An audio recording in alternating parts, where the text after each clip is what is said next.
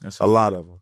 A lot of them. Yeah. Like, you could, listen, at least 30 artists could stand in front of you and I could stand there and could tell you a story about me doing something for them. Right. From Philly. And I don't, probably more. Not even that, but not only that, but he's taking everybody from new guys all the way up to like arguably the greatest Philly rapper of all time. Right. He put Mac in position with Fifth when shit wasn't lit for Mac and got Mac a respark. There's a lot of things because Knox is the type person. Knox don't be like credit hungry, but like Knox put a lot of moves into play. I would never admit that when we was going through it, but so yeah, he would give my I couldn't give him his flowers, but he's somebody that I do want to see get his flowers more because even like you said, he kind of didn't hear when you said it, but when you talk about Friday.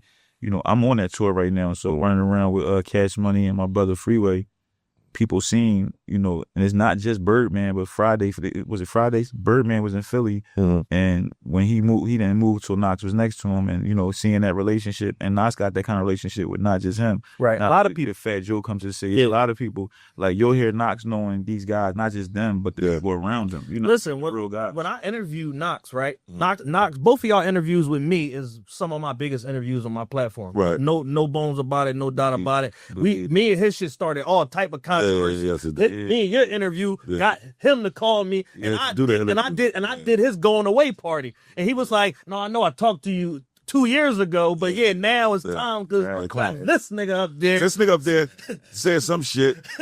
I didn't know what he was talking about. I said, let me go. I forgot what the fuck he never saw when he finally he saw. I forgot what he said. He said something. He saw it. I was in Africa, and one of my close friends hit me up and was like, "Yo, Knox hit me, said you said something in an interview."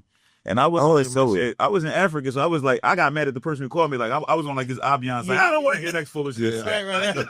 Enough peasant. Like leave me. I don't know what the. I don't know what he said. I forgot. Like, wallahi, I never knew what I said because I never answered that question. The only thing I'll do is sometimes I'll be like, I would, because let me say, when I'm on camera, I realize I'm on camera. Yeah. So depending on that mood, I might be like, somebody say, can we ask you about Gina Philly? I'll be like, no. Next question. That might look negative. And then there's other days where I might be, I don't know what some brothers, you know? Yeah. I don't know what he said. I'm crazy. Because remember what I said, so that wasn't that crazy. No, it wasn't that crazy, but your energy was very like, man, fuck everybody. I'm pretty total. Like that whole that's right. But it's that's normal. That's normal. You know that's normal. But I don't know. He says I don't know what he said, but he said something. Yeah, because it was something that it was something. I don't know. Because you hit me on a particular. I said, come on, let's go. We got to do that. We got to do it. You playing games. I was being. Let me say something. I'm very strategic. One thing I knew. I told this to my queen. One thing I knew about when I sat down with you and Dan and the family is I knew Philadelphia, you're going to see this. So I was put a little extra sauce on it because I wouldn't even carry it like that in the moment. Just for the fact I know a lot of my naysayers were going to be so then because I see what you was excited to do it because we did that on Labor Day, 2023.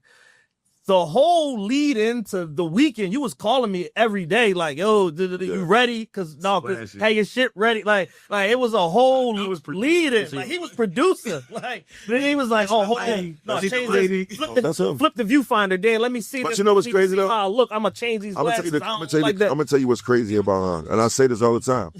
This is how he's been from the beginning. Yeah, day one. He's always been like that. Is that part of what attracted you to him, Paul? Day one. No. That wasn't this. Wow, and like when Knox did, I'm gonna tell you what it was with him. He was tripping on niggas, and he was just like, no. What it was with Trump. I remember meeting Trump. I met Trump downtown. It was a club. I don't know why we was there at this club, but I met him, right? And every time I bumped into him, I think I bumped into him like maybe three times. Couple times. His energy was the same every time. Yeah, like love. It was showing homage, and I'm like, y'all fuck with it. You know what I'm saying? And that's kind of what did it. You know what I'm saying? For me, to the point, like, I didn't know we was about to take on this total Trump beef. You know what I'm saying? Like, at the time, you know, I was going in the whole country, not even just local. Bro, at the time, right? He got beef with friends. Niggas was calling me like, you fucking with this nigga? I'm like, who? Fucking Donald Trump. I'm like, what'd he do? I was drawn. I can't even answer I'm in the shower. I got to answer my phone. These niggas is calling, right? Yo, you know what the legendary call was, though? I won't front. The legendary call, what people don't know is one of the things, like, when shit really hit the fan, right? Yeah. While Knox was locked up, I had signed a production deal with Steve Murray. Oh, my God. Artist. And I'll say this on camera right now. I was a mess. I got my first like real money, you know what I mean? He coming home, he trying to jump back in the leader of G-Unit Philly, big brother seat. Yeah. He calling meetings and shit. And at this point, I'm like, meetings, nigga. Ain't no meat. I'm living in South. So I got access to the Bentley. These niggas is giving me like, I had a per diem of like $5,000 a week. I'm sending my own MoneyGram and 2 stacks. Like, nigga, I ain't coming to no meeting, man. Right. And at one point, he got sick of my shit. He was like, yo, you don't come to this meeting, you ain't in the group no more. And it was like, that was such a challenge. I'm like, nigga, I'm definitely not coming to that meeting. But looking back, he was on your David Ruffin shit. Yeah, I was bugging, bro. I was bugging, but one thing but he wouldn't talk to me. See, he'll talk to them, but he wouldn't talk to them. And honestly, that was because with my love and respect for him, bro. At that time, I was violating niggas. But one thing I never took away from Knox that I can never take away is Knox was the first person with a name in Philly to do a verse on me. And I remember I had running some time on Delaware Avenue. He came through. And I went there. It's cold as shit. That nigga did 2 verses on me. Yeah. For free. And at a time where he could have charged me, he ain't know me as no rapper. A cat in the studio didn't write no bars. I remember me and my niggas at that time, that shit was a big ass deal to us. Like we we in that joint.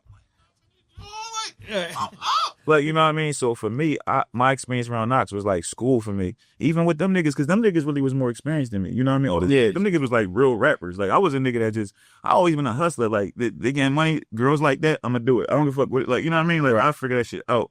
Oh, they like niggas that ski? I'm skeeved. You know what I'm saying? Right? That's just I started to take what we was doing personal. The reason why I started to take it personal was because they was all my little brothers. Right? Oh shit. And people started to feel like what we was doing wasn't what it was. Yeah. And a lot of the energy that I was getting, a lot of the backlash that I was getting from the label, and when I say the label, I'm not saying 50, I'm not saying Yayo, Banks, self-contained. It was from certain staff.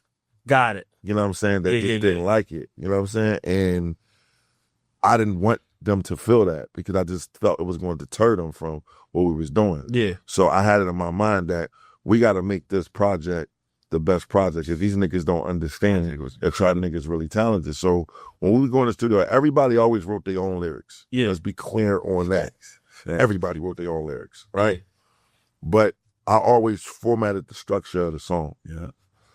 And I always did the hook because at that time, I was on the radio so much. You know what I'm saying? Like it was just consistent. And you were stronger in that area. Just in that area at that moment. But I think what happened was I had sent a record in with them on it, right? And I had went first on the record. And shout out to Cosmo I love Lil Guy. That's my brother. But he's never playing you. Wait. He's never playing you. But it's his fault. We get to that. We gonna get to that. Chill with all them shout out to Cosmo Kells. That's my brother. Right? Yeah. We gonna get to that. Edit that part out there.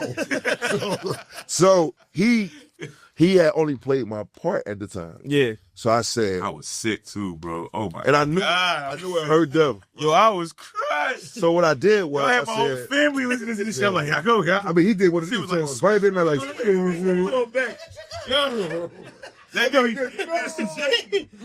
was next to it. I think CMS shade me.